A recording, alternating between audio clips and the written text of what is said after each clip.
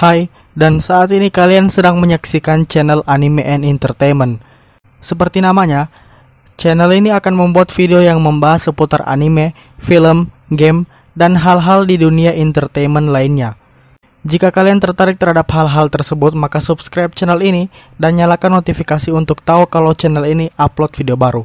Dan ditambah lagi kami upload hampir setiap hari, jadi rutin kami akan menemani dan menghibur kalian. Selamat menonton.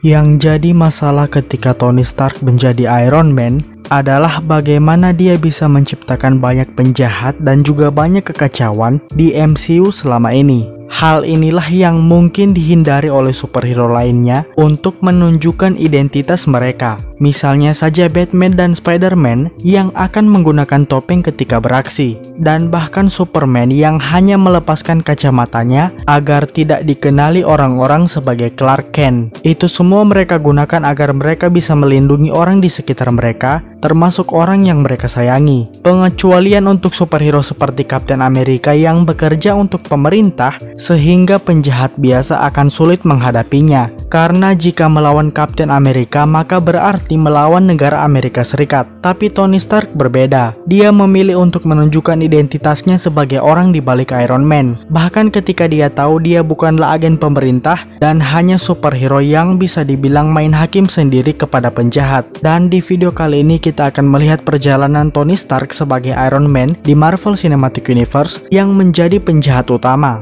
Sebelum dia menjadi Iron Man pun, banyak orang yang sudah menaruh dendam kepada Tony Stark. Pasalnya perusahaan Stark Industries menjadi pemasok senjata bagi banyak organisasi di dunia. Misalnya saja Wanda dan Pietro Maximoff yang rumahnya harus hancur dan kehilangan orang tua mereka karena terkena misil yang dibuat oleh Stark Industries. Walaupun jelas bukan Tony yang mengarahkan rudal itu kepada mereka. Monster lainnya yang dibuat oleh Tony ketika dia belum jadi Iron Man adalah Aldrich Killian. Sebagai fans yang mendapati idolanya membuat janji palsu untuk bertemu, membuat Killian berkembang dengan rasa dendam hingga akhirnya menjadi musuh Tony Stark di film Iron Man ketiga. Sifat arogan milik Tony telah membuat Aldrich Killian menjadi musuh besarnya sendiri. Peninggalan ayahnya juga menjadi faktor munculnya musuh bagi sang Iron Man. Howard Stark merupakan orang penting yang berperan bagi pemerintah Amerika dan S.H.I.E.L.D. Contoh dendam ini bisa dilihat di dalam diri Ivan Vanko yang juga datang untuk membalaskan dendam ayahnya sekaligus mengambil mahakarya yang juga tercipta atas andil ayahnya yang tidak pernah diakui. Untungnya, sosok Ant-Man tidak ikut menjadi musuh Tony, walaupun sebenarnya Hank Pym terus menyimpan dendam kepada Howard Stark. Bahkan Hank sempat memperingatkan kepada Scott Lang untuk tidak mempercayai Stark. Ini juga menjadi pengaruh kenapa Ant-Man selalu dekat dengan Steve Rogers dibandingkan dengan Tony Stark. Walaupun itu juga karena dia sangat mengagumi sosok Captain America.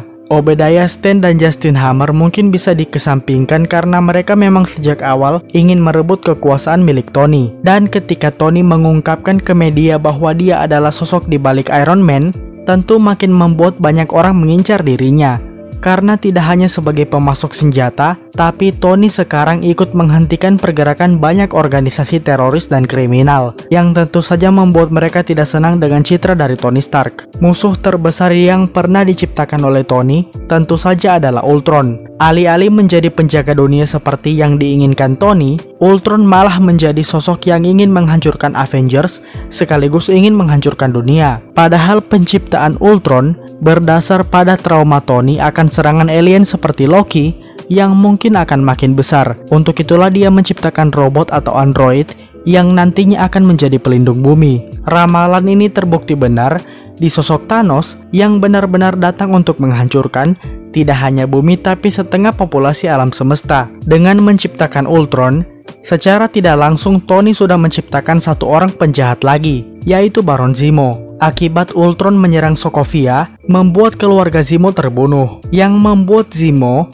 menaruh dendam kepada Avengers, hingga dia memfitnah Bucky Barnes, sampai-sampai dia membuat para Avengers terpecah menjadi dua kubu. Dari film Civil War sebenarnya Tony Stark perlahan-lahan sudah berubah menjadi lebih baik. Dia setuju dengan peraturan bahwa superhero diatur oleh pemerintah, karena melihat kesalahan di masa lalunya yang tidak hanya menciptakan kemenangan, tapi juga rasa kalah bagi sebagian orang. Lalu Tony perlahan berubah dengan membantu perkembangan Peter Parker sebagai Spider-Man, hingga akhirnya dia menjadi penyelamat alam semesta dengan mengalahkan Thanos.